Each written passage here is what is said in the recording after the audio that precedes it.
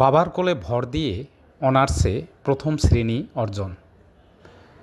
দুই পায়ে শক্তি নেই, ডান হাত প্রায় অচল, শুধু বাঁ হাত আর ইচ্ছাশক্তিকে সঙ্গী করে বগুড়ার ধুনটের নাইস খাতুন অনার্স শেষ বর্ষের পরীক্ষায় প্রথম শ্রেণী অর্জন করেছেন। রাষ্ট্রবিজ্ঞান বিষয়ে জাতীয় বিশ্ববিদ্যালয়ের অধীনে অনুষ্ঠিত পরীক্ষায় তার সিজিপিএ 3.2। শারীরিক সীমাবদ্ধতা তাকে দমাতে পারেনি কখনোই। ধুনট উপজেলার বহালগাছা গ্রামের দরিদ্র নজরুল ইসলামের মেয়ে নাইস খাতুন। নাইস ছোটবেলা থেকেই হাঁটতে পারেন না। তার স্কুল কলেজে তাকে যেতে হয়েছে বাবার কোলে চড়ে। প্রায় 2 দশক ধরে বাবা নজরুল ইসলাম কখনো রোদে, কখনো বৃষ্টিতে, কখনো কাদা মাটি মারিয়ে বাবার দায়িত্ব পালন করেছেন।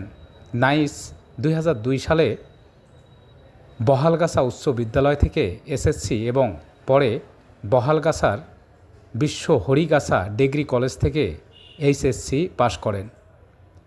নাইসের বাবা নজরুল ইসলাম বলেন, মানুষ বলে প্রতিবন্ধী, আর আমি দেখি আমার মেয়েকে একজন যোদ্ধা।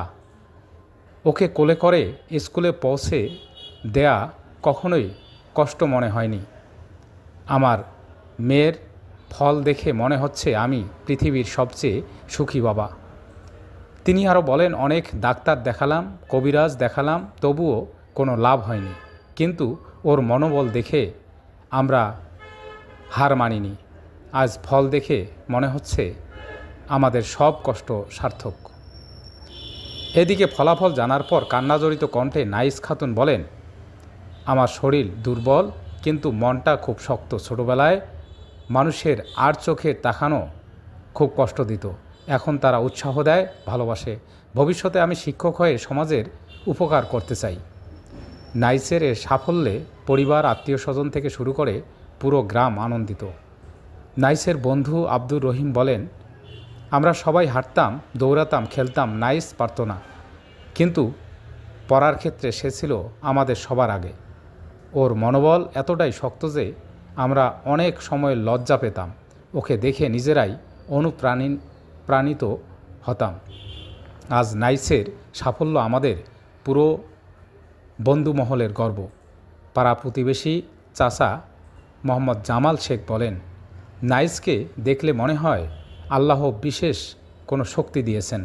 ওর শরীর না পারলেও মনটা প্রতিদিনই লড়ে গেছে।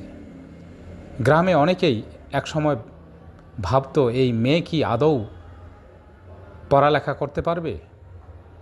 আজ সেটা ভুল প্রমাণ করে নাইস দেখিয়েছে, ইচ্ছাশক্তি থাকলে কিছুই অসম্ভব নয়। আমরা ওর জন্য দোয়া করি যেন আরও ভালো করে। বিশ্ব হরিগাছা বহালগাছা উচ্চ বিদ্যালয়ের ইংরেজি শিক্ষক শেখ সাদি বলেন, নাইসের চোখে আমি সবসময় স্বপ্ন দেখতাম, শরীর তাকে থামাতে পারেনি।